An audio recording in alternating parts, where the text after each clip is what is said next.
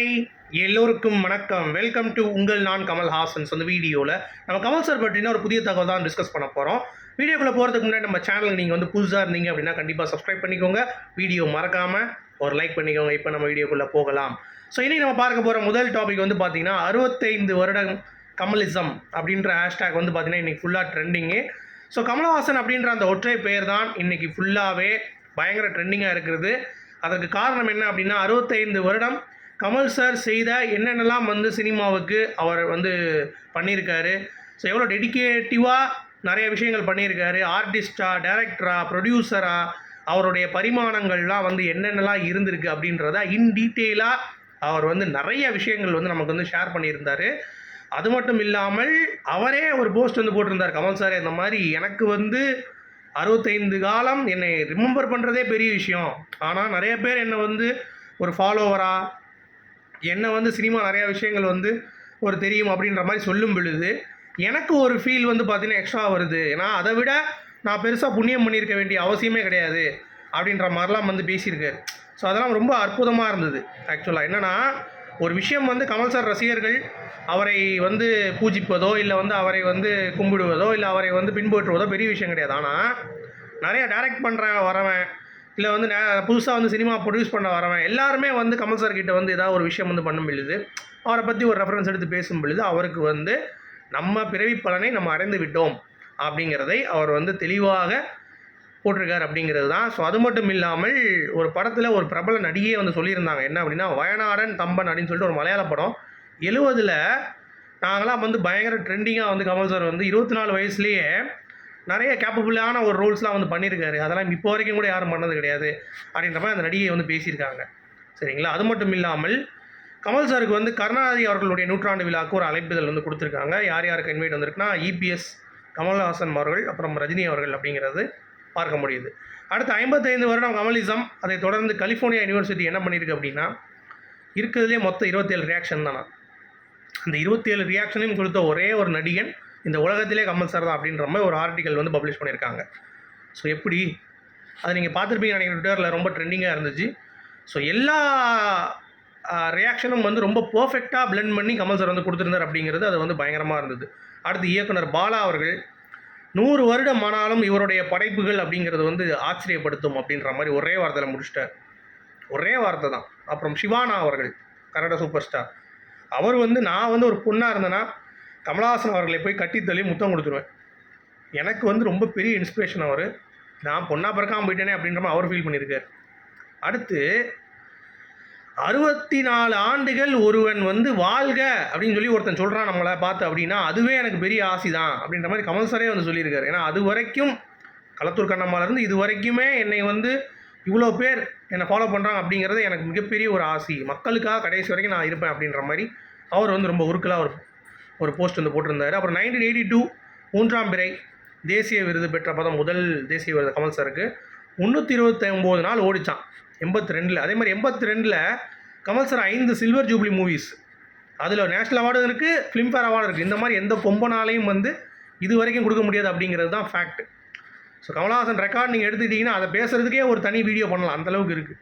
அதே மாதிரி இன்றைக்கி 12/8/2004 கமல் சார் 65 வருஷம் ஆகிடுச்சு. இன்னொரு ஒரு நியூஸ் இருக்குது. என்ன அப்படின்னா வசூல் ராஜா எம்பிபிஎஸ் அந்த படத்துக்கான 20வது ஆண்டு விழா அப்படிங்கிற மாதிரி நம்ம சொல்லிக்கலாம். ஸோ 20 ஆண்டு ஆகிடுச்சா அப்படின்ற மாதிரி ஒரு பக்கம் இருந்தாலும் இன்னொரு பக்கம் வந்து பார்த்தீங்கன்னா சும்மா கமல் சார் ஒரு காமெடி அப்படின்ற ஒரு ஃபீலில் எமோஷன்ஸையும் வச்சு ட்ராவல் பண்ணுறது அப்படிங்கிறது சாதாரண விஷயம் கிடையாது. ஏன்னா பஞ்சதந்திரத்துலேயும் அவருக்கு வந்து எமோஷன் சீன்ஸ் இருக்கும், பஞ்சதந்திரத்துலேயும் இருக்கும். அப்புறம் வந்து நம்ம எந்த படத்துலையும் வசூல் ராஜா எம்பிபிஎஸ்லேயும் வந்து பார்த்தீங்கன்னா எமோஷன்ஸ் இருக்கும். ஸோ ஒரு இதில் வந்து காமெடி இருக்குது அப்படின்னா அதற்கு ஈக்குவலாக எமோஷன்ஸ்லேயும் வந்து ட்ராவல் ஆகி அவ்வளோ சூப்பராக டெலிவர் பண்ணுற ஒரே ஆர்டிஸ்ட் வந்து பார்த்தீங்கன்னா கமல் சார் தான் அப்படின்றதுல எந்த ஒரு மாற்று கருத்தும் இல்லை. அடுத்து தக் லைஃப். மணிரத்னம் வந்து ரொம்ப ஸ்பீடாக இருக்கார்ல, கமல் சார் வந்து ஒரு உத்தரவு போட்டாராம். இந்த மாதிரி மணி டிசம்பர் 20ஆம் தேதிக்குள்ளே முடிக்கணும் அப்படிங்கிறது எல்லாருக்கும் ஓகே. பட் அதுக்காக நீங்கள் வந்து இரவும் பகலமாக போய் பயங்கரமாக பண்ணி படத்தை முடிக்கணும் அப்படின்றதற்காக ரொம்ப ஃபாஸ்ட்டாக போக வேண்டாம், நம்ம டைம் எடுத்துக்கலாம், நம்மளுடைய டைம் வந்து நம்ம எடுத்துக்கலாம், அடுத்த வருஷம் கூட ஆகட்டும், ஒன்றும் பிரச்சனை கிடையாது. ஸோ நம்ம பக்காவாக வந்து பண்ணி ரெடி பண்ணிடலாம் அப்படின்றது அவங்களுடைய ஒரு கருத்து. ஓகேங்களா? அது வந்து நமக்கு ரொம்ப ஆச்சரியப்படுத்துச்சு. ஏன்னா கமல் சார் வந்து ரொம்ப வேகமாக இருக்கார் இந்தியன் 2க்கு அப்படி தான் நமக்கு வந்து தகவல்கள் வந்து கிடைத்த வண்ணம் இருந்தது. ஆனால் இப்போ நமக்கு கிடைத்த தகவல் என்னென்னா அவர் வந்து ரொம்ப ஸ்லோவாக போகலாம், ஒன்றும் பிரச்சனை கிடையாது. வேறு லெவலில் சும்மா செதுக்கலாம் அப்படின்ற மாதிரி வந்து பார்த்தீங்கன்னா பேசியிருக்காப்புல.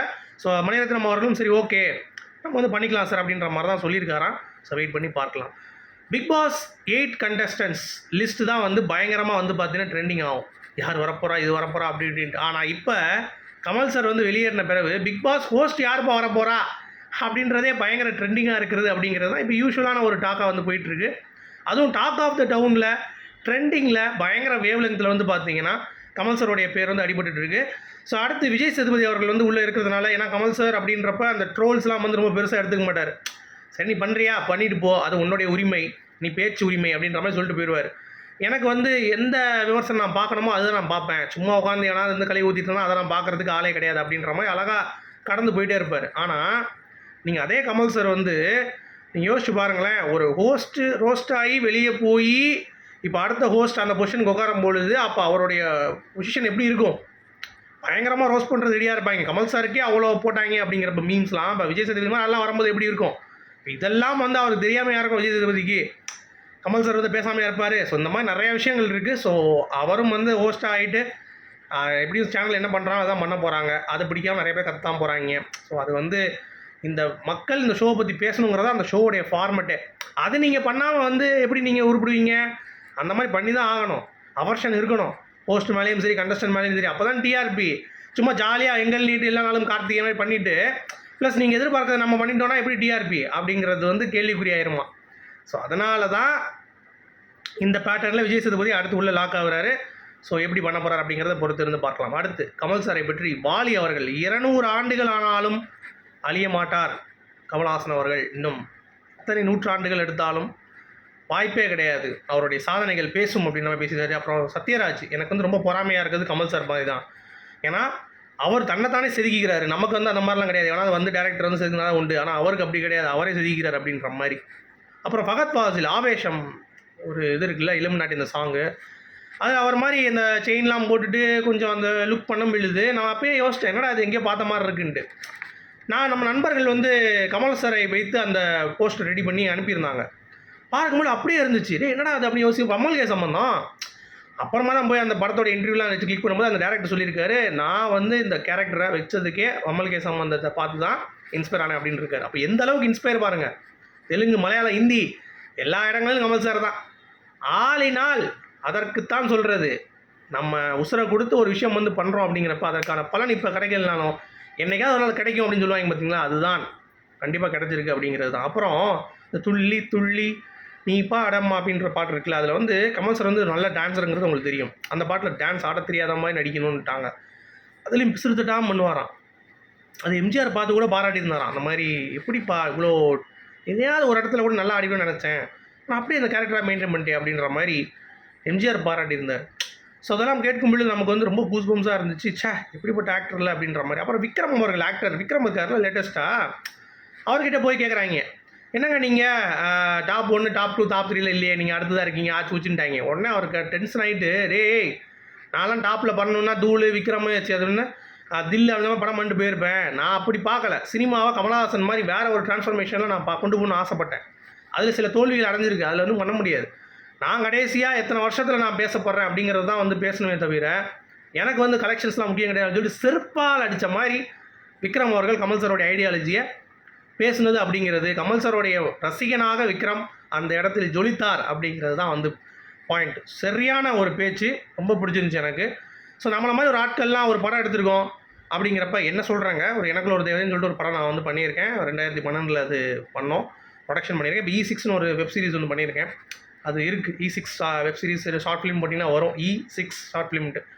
ஸோ இதுக்கெலாம் காரணம் யார் தெரியுமா? கமல் சார் தான். ஏன்னா பட்ஜெட்டே இல்லை, எனக்கு எப்படி பண்ணுறதுன்னு தெரியாமல் இருக்கிறப்ப சென்சார் எப்படி வாங்குறதுங்கிறலாம் தெரியாமல் இருந்தோம். அப்போல்லாம் மும்பை எக்ஸ்பிரஸ் ஒரு படம் எடுத்து டிஜிட்டலில் வந்து கொண்டு வந்துட்டு அதுக்கு அப்ரூவல் வாங்கினது. அதுக்கடுத்து தான் நிறைய சின்ன சின்ன டேரக்டர்ஸ்லாம் வெளியே வந்தாங்க. இப்போ நம்மளாம் டேரக்டர் ஆயிடுவோமா அப்படின்ற மாதிரி கனவுல இருந்தவங்கலாம் சின்ன சின்ன படங்கள் பண்ணி வெளியே வந்ததுக்கான காரணம் அதற்கும் விதை போட்டவர் கமல்ஹாசன் தான். அதில் எந்த ஒரு மாற்று கருத்தும் இல்லை. சரிங்களா? இல்லாட்டி நம்மளாம் வந்திருக்கே முடியாது. இப்போ எப்படி நான் ஃபிலிம் இருந்து நான் உட்காந்துருந்தேன்னா என்ன நீங்கள் பார்த்துருக்க முடியுமா? என்னோட சீரியஸும் ஒன்று இருக்குது, யூடியூப்பில் போய் வாருங்கன்னு சொல்கிறாங்களே. இப்போ அதற்கு யார் விதை போட்டது? கமல் சார் தான் அப்படிங்கிறத நீங்கள் புரிந்து கொள்ள வேண்டும். சரிங்களா? அடுத்து கமல் சாருடைய தீவிர ரசிகை அபர்ணா பால முரளி அப்படின்னு சொல்லிட்டு ஒருத்தவங்க யார் அப்படின்னு பார்த்தீங்கன்னா ராயன் படத்தில் வந்து நடிச்சிருந்தாங்கல்ல ஒரு குண்டா ஒரு பொண்ணு. அவங்க வந்து கமல் சாரோடைய படம்னா சண்டே பார்த்துருவாங்களா, சண்டே மிஸ் பண்ணவே மாட்டாங்களா, அந்தளவுக்கு கமல் சார் வந்து ரொம்ப பிடிக்குமா, அவங்களுடைய தீவிர ஃபேனாக. அது மட்டும் இல்லாமல் வித்தியாசமான கதை அம்சத்தில் கமல் சார் நடிக்கிறது அப்படிங்கிறது அவங்களுக்கு ஒரு எக்ஸ்பெக்டேஷன்ஸ் தான் இருக்குமா. இப்படி என்ன பண்ண போகிறாரு, இதில் என்ன பண்ண போகிறார் அப்படின்ற மாதிரி அவருடைய பரிமாணங்களில் பார்த்து அவரில் ஒரு 4% நான் கொடுத்தாலும் நல்ல ஆக்ட்ரஸ் ஆயிடுவேன் அப்படின்னு சொல்லிட்டு தேசிய விருது வாங்கின நடிகையே பேசும் பொழுது நமக்கு எப்படி இருக்குது அப்படிங்கிறத பார்த்துக்கோங்க. ஸோ அதுதான் கமல் சாரோடைய ஒரு பெரிய ப்ளஸ் அப்படின்றத சொல்லிட்டு இந்த வீடியோ நான் முடிக்கிறேன். உங்களுடைய கருத்துக்கள் சொல்லுங்கள். மீண்டும் சந்திப்போம் நாளை.